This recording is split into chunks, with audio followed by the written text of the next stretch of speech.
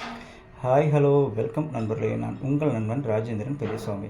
இன்றைக்கு ஒரு அழகான குட்டி கதை பார்க்க போகிறோம். அதற்கு முன்னாடி நம்ம சேனலை சப்ஸ்கிரைப் பண்ணிடுங்க. சப்ஸ்கிரைப் பண்ண மட்டும் பத்தாது, உங்களோட ஃப்ரெண்ட்ஸ் அண்ட் ரிலேஷனும் ஷேர் பண்ணுங்கள். அப்போ தான் எங்களுக்கும் ஒரு மோட்டிவேஷனாக இருக்கும் அப்படின்னு சொல்லிட்டு வாங்க வீடியோக்குள்ளே போகலாம்.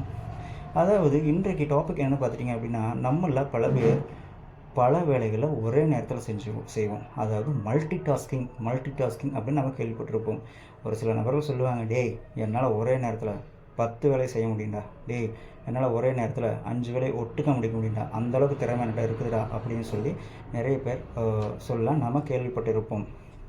ஸோ அப்படி மல்டி டாஸ்கிங், அதாவது ஒரு நேரத்தில் பல வேலைகளிலோ இல்லை பல விஷயங்களோ செய்யக்கூடிய நபராக நீங்கள். அப்போது இந்த வீடியோ உங்களுக்காகத்தான் அப்படின்னு சொல்லிட்டு வாங்க காணொலிக்குள்ளே போவோம். அதாவது குருநாதர் ஒருவர் தன்னுடைய சீடர்களுக்கு பாடம் நடத்தி கொண்டிருக்கிறார். அந்த நேரத்தில் குருநாதர் ஒரே ஒரு பாடத்தை மட்டும் மிகவும் நீண்ட காலமாகவும் தெளிவாகவும் புரியும்படியும் எல்லாருக்கும் விளக்கி கூறிக்கொண்டிருக்கிறார். இதை கவனித்த சீடன் ஒருவன் குருநாதர் காலதாமதம் செய்வதாகவும் வேண்டுமென்றே தன்னுடைய நேரத்தை வீணடிப்பதாகவும் கவலை கொள்கிறான். ஸோ அவனை கவனித்த அந்த குருநாதர் அந்த சீடனம் போய் கேட்குறான், ஏப்பா ரொம்ப கவலையாக இருக்கிற அப்படின்னு கேட்க, அதற்கு அந்த சீடனம், ஒன்றுமில்லை குருவே, நீங்கள் என்னுடைய காலத்தையே வீணடிக்கிறீங்க. நீங்கள் நினச்சா எனக்கு எல்லா விஷயத்தையும் ஒரே ஷார்ட்டில் சொல்லித்தர முடியும், ஆனால் நீங்கள் ஒவ்வொரு விஷயமாக தான் சொல்லித்தரீங்கன்னு சொல்ல, குருநாதரை சரிப்பா நீ என் கூட வா, ஒரு சின்ன வேலை இருக்குன்னு சொல்லி கூட்டிகிட்டு போகிறார். அவர் கூட போன அந்த சீடனை பார்த்து, ஒரு கோழி கூண்டு இருக்குது, அந்த கோழி கூண்டு இருக்கிற 10 கோழிகள் அடைக்கப்பட்டு இருக்கிறது. அந்த கோழி கூண்டை ஓப்பன் பண்ணி விட்டுறாரு.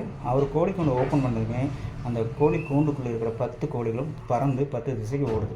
அதில் சொல்கிறார், இதில் எனக்கு ஒரு கோழியை பிடிச்சி கொடுத்துருப்பான்னு சொல்ல, அந்த சீடனும் கோழியை பிடிக்க ட்ரை பண்ணுறார். அந்த சீடனும் 10 கோழிகளையும் துரத்துறாரு.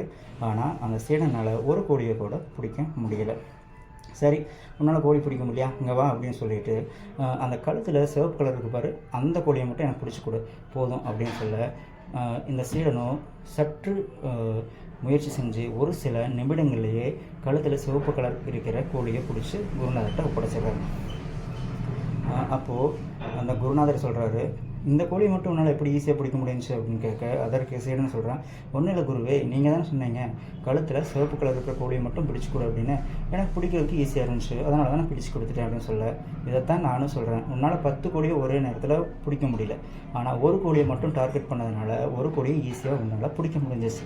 ஸோ இதுதான், அதாவது எல்லா விஷயத்தையும் ஒரே நேரத்தில் கற்றுக்கிட்டோம்னா எந்த விஷயத்திலையும் நம்மளால் முழுமையாக புலமை பெற முடியாது. அதனால் ஒரே நேரத்தில் ஒரு சில விஷயத்தை மட்டும் கற்றுட்டு அதில் மேதாவி ஆகும்னு சொல்லிட்டு முடிக்கிறார். ஏன்னா நண்பர்களே, கதை நல்லா இருந்துச்சா? கண்டிப்பாக இதிலிருந்து உங்களுக்கு தேவையான ஒரு சில விஷயங்கள் கிடைச்சிருக்கும். ஸோ நாமும் பல வேலைகளில் இழுத்து போட்டுட்டு முடிக்க முடியாமல் கஷ்டப்படுறதுக்கு பதிலாக ஏதோ ஒன்றை எடுத்து அதை சிறப்பாக முடித்து அதில் நல்ல பேர் வாங்கணும் அப்படின்னு சொல்லிட்டு மீண்டும் ஒரு வீடியோவில் சந்திப்போம். நன்றி, வணக்கம் நண்பர்களே.